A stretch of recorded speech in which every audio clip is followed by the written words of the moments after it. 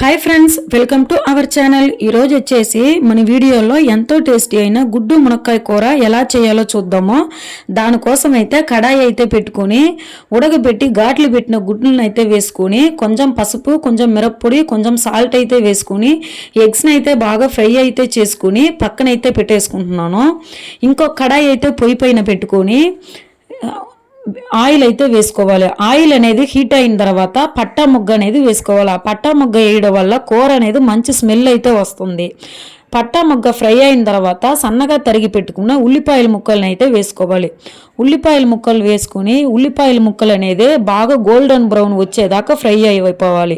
Fry అయిన తర్వాత కరివేపాకున కూడా వేసుకుని కరివేపాకు బాగా ఫ్రై అయిన తర్వాత 1 టేబుల్ స్పూన్ అల్లం వెల్లుల్లి పేస్ట్ని అయితే వేసుకోవాలి. అల్లం వెల్లుల్లి పేస్ట్ అనేది బాగా పచ్చివాసన పోయేంత వరకు బాగా ఫ్రై చేసేసుకోవాలి. ఫ్రై అయిన తర్వాత సన్నగా తరిగిన టమాటా ముక్కలను అయితే వేసుకొని బాగా ఫ్రై చేసేసుకోవాలి.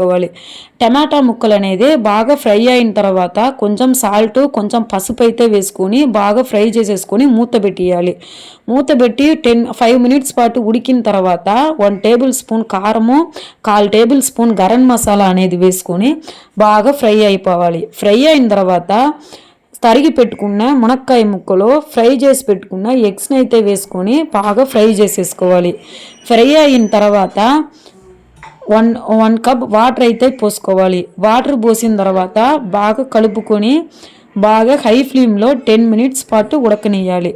ఇలాగ ఉడకడం వల్ల కూర అనేది మంచి స్మెల్, మంచి టేస్ట్ అయితే వస్తుంది. కూర ఉడికిన తర్వాత కొత్తిమీర అయితే జల్లుకొని గిన్నెలకైతే సర్వ్ చేసుకోండి.